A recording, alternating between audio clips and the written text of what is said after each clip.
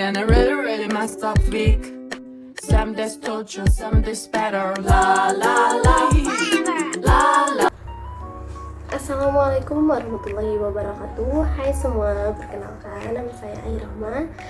Saat ini saya bersatu sebagai mahasiswi semester 2 dari program studi ilmu komunikasi dengan NIM 7020124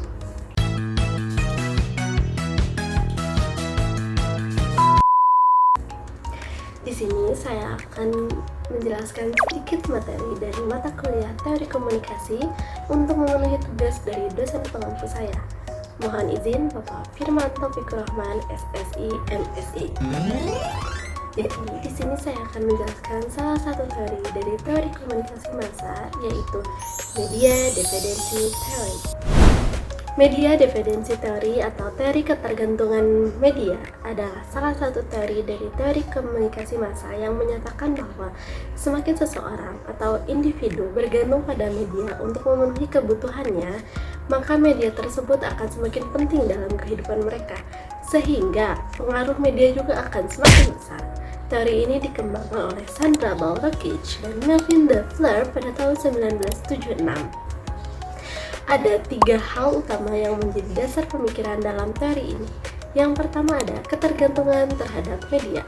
Ketergantungan terhadap media muncul ketika kebutuhan informasi tidak dapat dipenuhi oleh sumber lain. Yang kedua ada tingkat ketergantungan. Semakin kita bergantung pada media, semakin kuat pula pengaruh media terhadap pola pikir dan perilaku kita.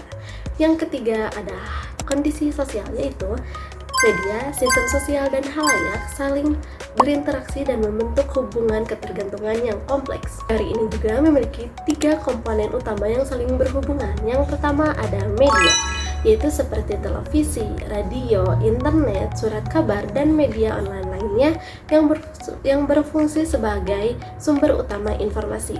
Yang kedua ada kondisi sosial, yaitu konteks sosial, politik, budaya, ekonomi, di mana individu dan media berada, menentukan kebutuhan informasi dan fungsi media dalam masyarakat. Yang ketiga ada halayak, yaitu individu atau kelompok yang menggunakan media untuk memenuhi kebutuhan mereka, seperti untuk hiburan, pendidikan, atau berita.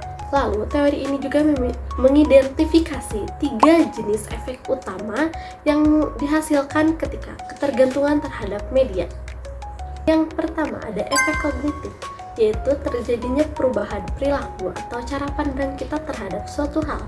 Yang kedua ada efek afektif, yaitu efek yang dapat mendorong kita untuk melakukan atau tidak melakukan suatu hal berdasarkan info dari media.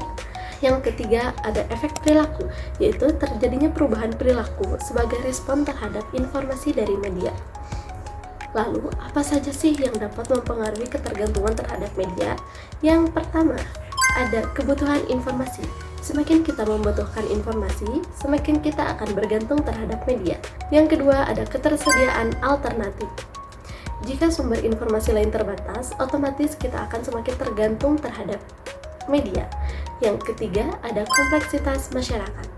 Masyarakat kompleks yang modern cenderung akan lebih tergantung terhadap media untuk memahami dunia dan membuat keputusan. Contoh nyata dalam kehidupan, misalnya saat terjadi bencana alam, seperti banjir atau longsor, banyak orang akan langsung mencari informasi dari televisi, media sosial, surat kabar, atau portal media online lainnya. Ini adalah contoh nyata dari ketergantungan terhadap media. Nah, sama seperti teori komunikasi massa yang lainnya, teori ketergantungan media juga memiliki kelebihan dan kekurangan. Berikut adalah beberapa kelebihan dari teori ini, yaitu menjelaskan bahwa kita sebagai penonton itu aktif, bukan pasif. Menunjukkan hubungan timbal balik antara media, masyarakat, dan individu. Lalu yang selanjutnya yaitu salah satu kekurangan dari teori ini yaitu tidak menjelaskan secara spesifik bagaimana media mempengaruhi individu.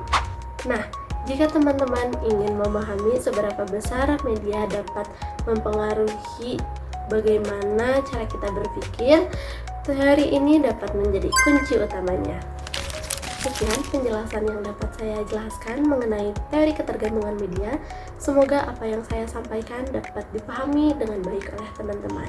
Sekian dan terima kasih. Wassalamualaikum warahmatullahi wabarakatuh.